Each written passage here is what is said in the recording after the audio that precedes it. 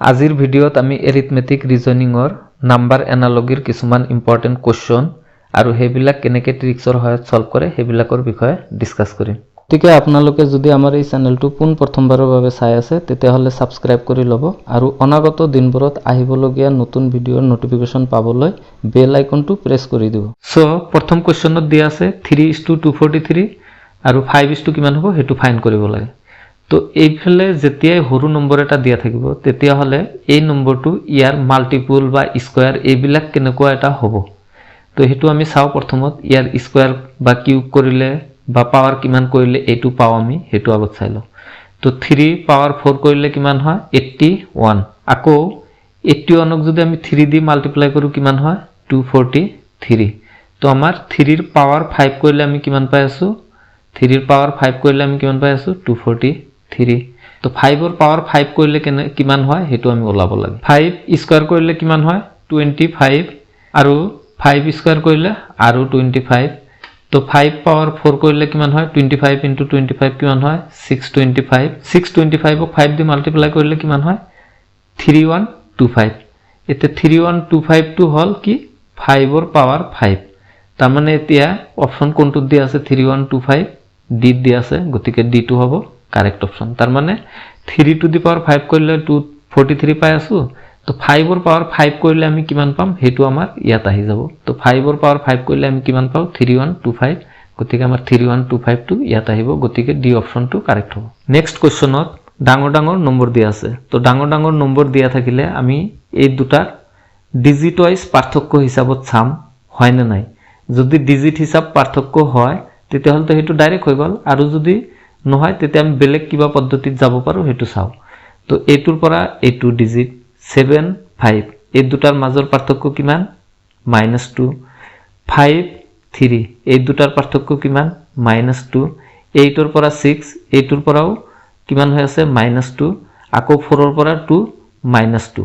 তাৰ মানে এইটোৰ পৰা এইটো নম্বৰ জি পাই আছো গোটেই কেইটাৰ পৰা 2 কৰি কমাই দি যিটো হ'ব হেতুই আমাৰ নম্বৰ হ'ব। তো ইয়াৰ পৰা আমি 2 কৈ কমাই দি যিটো নম্বৰ পাম হেতুই ইয়াত আহিব হিব। তো 4 ৰ পৰা 2 মাইনাস কৰিলে কিমান হয় 2। 6 ৰ পৰা 2 মাইনাস কৰিলে হয় 4। 7 ৰ পৰা 2 মাইনাস কৰিলে হয় 5। 3 ৰ পৰা 2 মাইনাস কৰিলে হয় 1। গতিকে 2 4 5 1 এটো কোনটোত আছে অপশন এ ত আছে গতিকে এই অপশনটো হ'ব কারেক্ট। তাৰ পিছৰ কোৱেশ্চনত 49:81 100 কিমান হেতু ওলাব লাগে। তো ইয়াতে 49 টো কি হয় আমি জানো 7 স্কয়াৰ কৰিলে কিমান হয় 49। 81 কি হয় 9 স্কয়াৰ কৰিলে। তো এতে 7 আৰু 9 এই দুটাৰ মাজত ৰিলেটেড কি হল 7 স্কয়াৰ কৰি যেটো পাইছো আমি হেতু 7 স্কয়াৰ মানে 7 + 2 হেতু স্কয়াৰ কৰি আমি কি পাইছো এইটো পাইছো। তাৰ মানে 7 স্কয়াৰ কৰি 49 পাই আছো আকৌ 7 + 2 9 হে 9 স্কয়াৰ কৰি এইটো পাই আছো।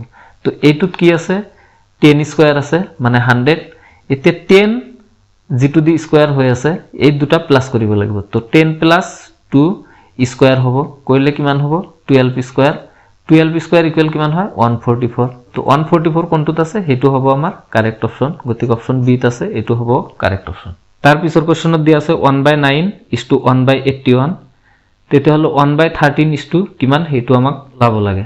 তো ইয়াতে 1/9 9 ৰ স্কয়াৰ কৰি আমি কিমান পাও আকৌ 81 পাও। তাৰ মানে এইটো যেটো দিয়া আছে হেতু স্কয়াৰ কৰি ইয়াত বহাইছে। তেতিয়া হলে এইটো যে ইয়াত দিছে এইটো স্কয়াৰ কৰি যিমান হ'ব হেতু ইয়াত আহিব।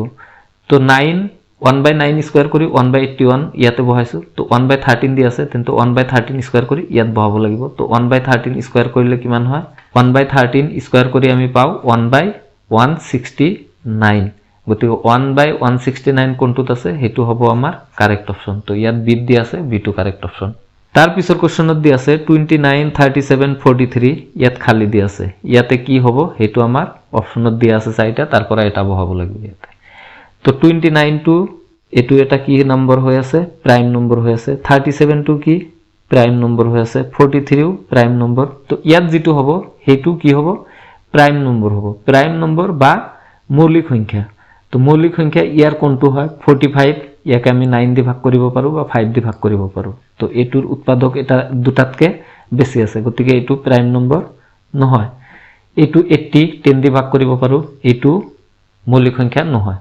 40 10 দি ভাগ কৰিব পাৰো মৌলিক সংখ্যা নহয় 47টোক আমি 1 আৰু 47ৰ বাহিৰে বেলেগ দি আমি ভাগ কৰিব নোৱাৰো গতিকে এইটো হ'ব আমাৰ কাৰেক্ট অপচন 47 টো এটা প্ৰাইম নম্বৰ গতিকে 47 টো ইয়াত বহাব লাগিব তো 29 37 43 47 এই গোটেইকেইটা কি হয় প্ৰাইম নম্বৰ হয় তাৰ পিছৰ কোৱেশ্চনত দিয়া আছে 432:24 আৰু 735 এফালে কিমান হেতু আমাক ওলাব লাগে তো 432 ইয়াৰ পৰা আমি 25 কেনেকৈ ওলাব পাৰো 4 + 3 + 2 কৰিলে তো 24 নহয় কিন্তু এনেকে যদি আমি লিখো 4 * 3 কিমান হয় 12 * 2 মানে ইয়াত যিকেইটা সংখ্যা দি আছে এইকেইটা পূৰণ কৰি এটো হৈছে তাৰ মানে 4 * 3 12 12 * 2 24 তাৰ মানে ইয়াত যিকেইটা নম্বৰ আছে এইকেইটা পূৰণ কৰি এটোত বহাইছে তো ইয়াতে কি আছে 735 এইকেইটা পূৰণ কৰি ইয়াতে বহাব লাগিব এইকেইটা পূৰণ কৰি যিমান পাম হেতু ইয়াত হ'ব তাৰ মানে ইয়াতে কি 7 *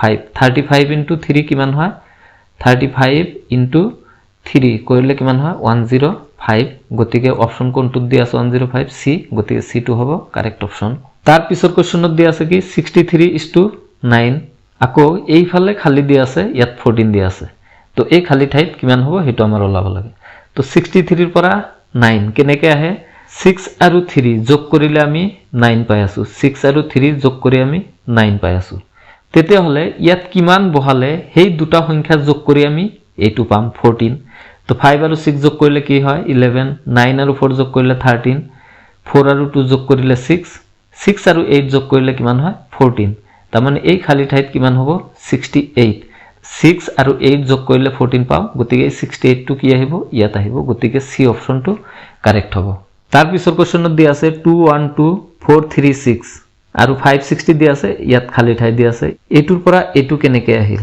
2 ৰ পৰা 4 আহতে কি হয় 2 প্লাস হয় 2 ৰ পৰা 4 প্লাস 2 1 ৰ পৰা 3 প্লাস 2 আকৌ 2 ৰ পৰা 6 এটো আহতে কি হয় প্লাস 4 তাৰ মানে এটোৰ পৰা এটো আহতে প্লাস 2 এটোৰ পৰা এটো আহতে প্লাস 2 এটোৰ পৰা এটো আহতে প্লাস 4 তো ইয়াৰ পৰা প্লাস 2 কৰি কিমান পাম আমি 7 পাম 6 ৰ পৰা প্লাস 2 কৰি 8 পাম আৰু 0 ৰ পৰা প্লাস 4 কৰি আমি কিমান বহাব লাগিব 4 বহাব লাগিব তো আমাৰ কোনটো আহিব 784 কোনটো দি আছে ডি দি আছে গতিকে ডি টো কারেক্ট অপচন হ'ব তো ইয়াত যি দুটা নম্বৰ দিয়া থাকিব এই দুটাৰ মাজত কেনেকুৱা ৰিলেশন স্যাটিসফাই কৰি আছে তেন্তে এই সাইটত যি এটা দিয়া থাকিব আৰু যিটো ওলাব লাগে সেই দুটাত সেই একে ৰিলেশন ব্যৱহাৰ কৰি এই নম্বৰটো আমাৰ ফাইন কৰিব লাগিব তো এটো ক্ষেত্ৰত আমি ডিজিট বিলাকৰ পাৰ্থক্য বিলাক ওলাই লৈ আমি কৰিছো তাৰ আগৰটো তো আমি কি কৰিছিল এই ডিজিট দুটা প্লাস কৰি লৈ আমি এটো পাইছিলো গতিকে ইয়াতে যেটো সংখ্যা হ'ব সেই দুটা প্লাস কৰি আমি এটো পাম